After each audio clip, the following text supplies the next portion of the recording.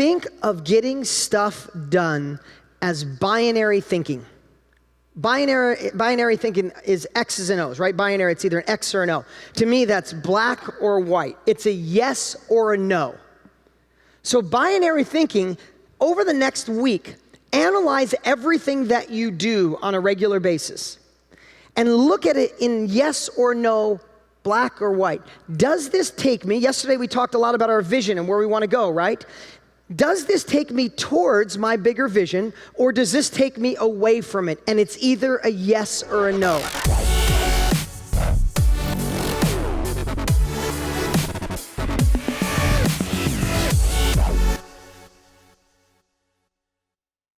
Hey, what's up? Cody Sperber, the Clever Investor, back again, and in today's video training, we're highlighting last year's Clever Summit speaker, Dean Graziosi. Now, if you don't know Dean, he is a New York Times bestselling author. He's a real estate expert, a success and mindset coach. His latest book, Millionaires, Success Habits, is a runaway smash hit, and he's just a good dude, a good personal friend of mine, great father, great businessman, and he's about to drop some bombs on you guys, all right? So last year at Summit, he was talking about how to really move the needle in your life and in your business. And I would listen to him because his brands and his companies have done over $1 billion.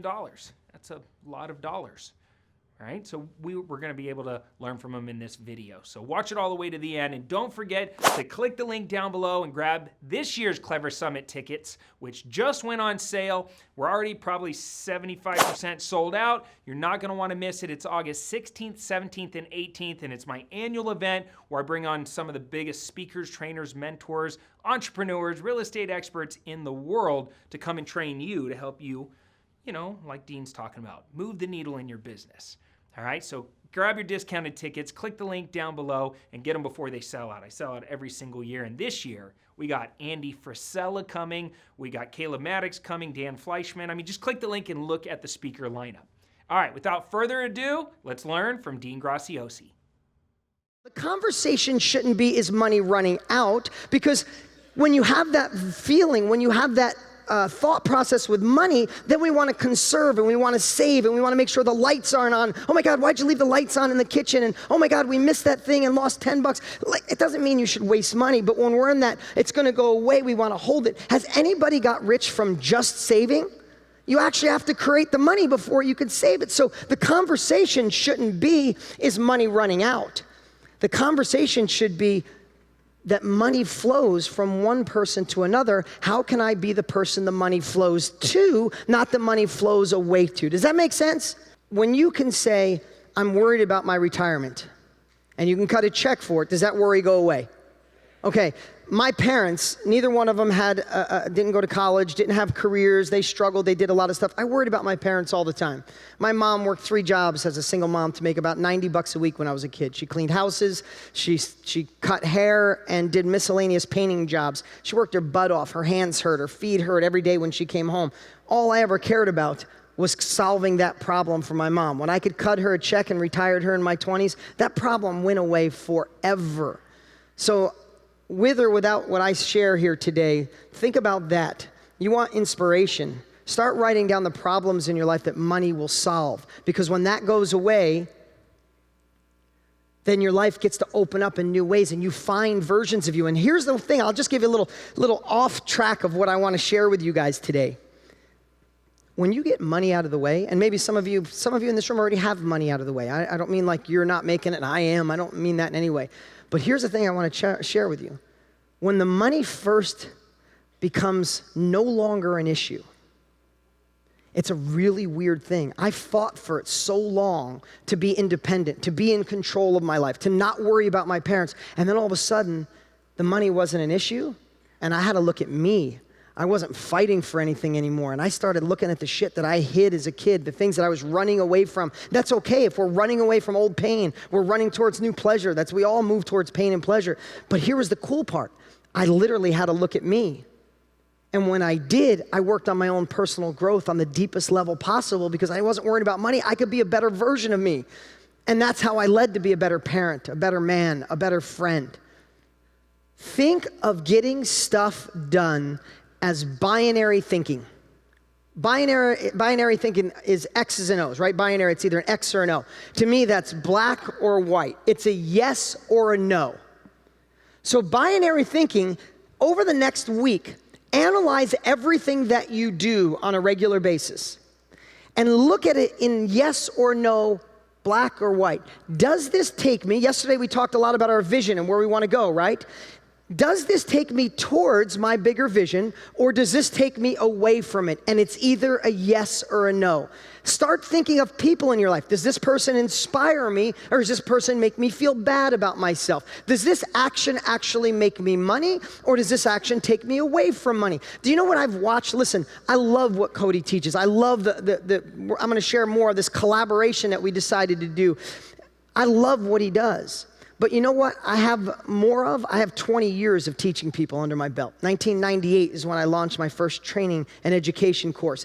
And what I've seen, the people who don't make it, they're focusing on the wrong things. They're running on a hamster wheel. They're running on a treadmill. You're working as hard as the person next to you, but why is the person next to you doing 30 deals and you've done 3 or none? Sometimes it's because you're not using binary thinking. You're working, you're reading contracts, you're doing busy work, but you're not actually effective.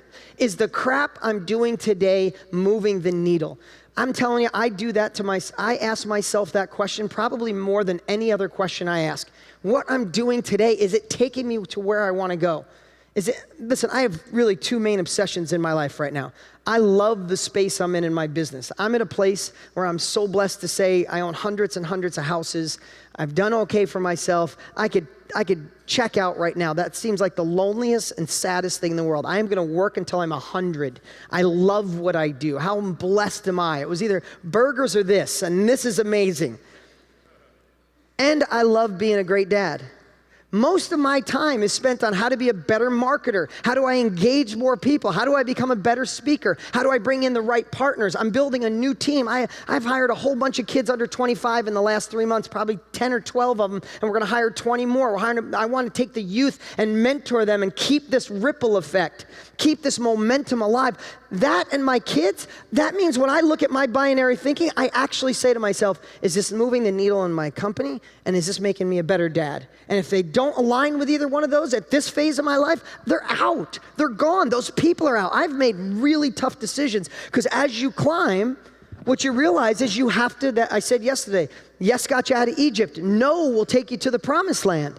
The more you climb, the more you have to say no, and I love it. Guys, I hope you see what I'm trying to share. Tactics are amazing, but tactics without this shit are nothing. They're just something you spent money on that you regret you didn't take action with. I don't want anybody in this room to come back in a year from now and be like, well, you know, I was going to start, but then my job and my this and my that. That's not what you're here for. You're here for the next level. The one thing that I equate $100 million to, the one thing that has allowed me to go faster, quicker, to have exponential growth. I say exponential growth, and I feel it's deeper to me than it probably is to you. Anybody ever read the book Abundance? Abundance is a great book. Peter Diamandis, he started the X Prize. He's a futurist. He's an incredible guy. And he talks about abundance in a way that's lit my life up. He's like, we are linear thinkers. We've been around for so long, we think if the caveman, if the lion was running this way, we're linear and think if we run here, we could get past him. So we think linear about our income.